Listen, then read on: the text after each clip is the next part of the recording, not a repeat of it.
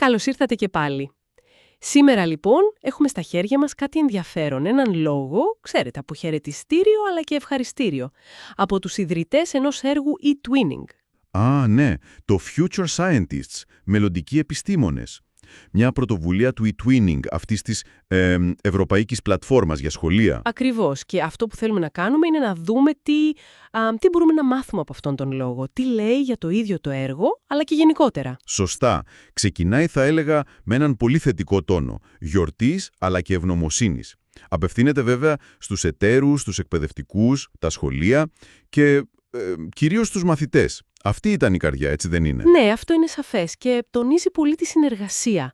Αυτό μου έκανε εντύπωση. Μιλάει για μια προσπάθεια που πήγε πέρα από σύνορα, πέρα από πολιτισμούς, με κέντρο την επιστήμη. Μάλιστα. Και ευχαριστεί συγκεκριμένα, είδα, τα σχολεία, τους συντονιστές. Αναγνωρίζει τη δουλειά τους. Τη δέσμευσή τους, ναι. Και οι μαθητές φυσικά. Λέει ο λόγος ότι το πάθος τους, η δημιουργικότητά τους, αυτά ήταν που έκαναν το έργο πετυχημένο. Δείχνει ωραία πώς η επιστήμη μπορεί να ενώσει, πέρα από γλώσσες, πέρα από γεωγραφία. Και εδώ είναι που γίνεται, νομίζω, πιο ουσιαστική η ανάλυση, γιατί δεν μένει μόνο στις ευχαριστίες, προχωράει στα ωφέλη. Τι κέρδισαν δηλαδή οι συμμετέχοντες? Τι δεξιότητες λέει ότι αναπτύχθηκαν? Εδώ, ναι, είναι αρκετά σαφής. Μιλάει για κριτική σκέψη, για ψηφιακό γραμματισμό και δεξιότητες συνεργασίας. Πράγματα πολύ βασικά για τον 21ο αιώνα, θα λέγαμε όλοι. Σίγουρα. Και το συναρπαστικό, κατά τη γνώμη μου, είναι πώς τα συνδέει. Δηλαδή, η επαφή με άλλες κουλτούρες, άλλοι τρόποι σκέψης, λειτουργήσαν κάπως σαν καταλύτης, ειδικά για την κριτική σκέψη.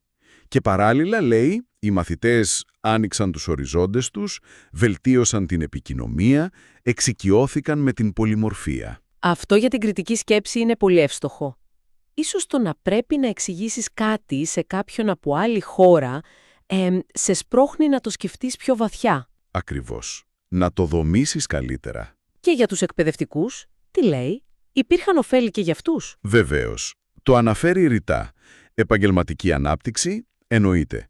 Αλλά και η ευκαιρία να δουν, να δοκιμάσουν καινοτόμες μεθόδους διδασκαλίας. Στην πράξη, να τις συγκρίνουν ίσως με άλλες ευρωπαϊκές πρακτικές. Άρα μια ανταλλαγή τεχνογνωσίας κατά κάποιο τρόπο. Ναι, και διαπολιτισμικές ανταλλαγές γενικότερα.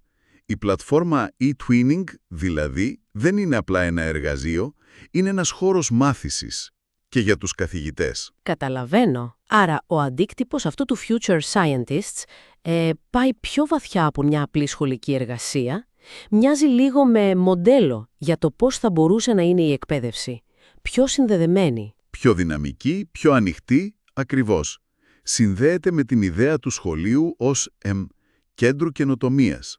Συμπερίληψης, όχι απλά μετάδοσης γνώσης. Σωστά. Γι' αυτό και κλείνει με μια προτροπή. Να συνεχιστούν τέτοια έργα. Είναι επένδυση, λέει. Συνοψίζοντας λοιπόν, αυτός ο λόγος δεν είναι απλά ένας αποχαιρετισμός, είναι μια μαρτυρία, θα μπορούσαμε να πούμε, για το πόσο δυνατή μπορεί να είναι η διεθνή συνεργασία στην εκπαίδευση, ειδικά με εργαλείο όπως το e-twinning. Πολύ σωστά. Δείχνει πώς καλλιεργούνται δεξιότητες του σήμερα και ταυτόχρονα πώς γεφυρώνονται πολιτισμοί και πώς η τεχνολογία βοηθάει σε αυτό. Ξεπερνάει αποστάσεις, δημιουργεί κοινούς χώρους μάθησης. Μάλιστα. Και είναι σημαντικό αυτό που λένε στο τέλος, ότι δεν είναι το τέλος.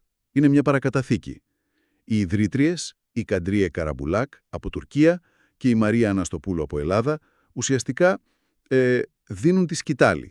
Ελπίζουν να συνεχιστεί. Μας αφήνει λοιπόν με μια τελική σκέψη ίσως. Αν αυτά τα μοντέλα συνεργασίας, τα ψηφιακά, τα διασυνοριακά, όπως το Future Scientist, μπορούν να κάνουν τέτοια διαφορά στην επιστημονική εκπαίδευση, σε μικρή κλίμακα, πώς θα μπορούσαν άραγε να αξιοποιηθούν ευρύτερα για να αλλάξει ο τρόπος που όλοι μας, όχι μόνο οι μαθητές, καταλαβαίνουμε τα μεγάλα παγκόσμια ζητήματα?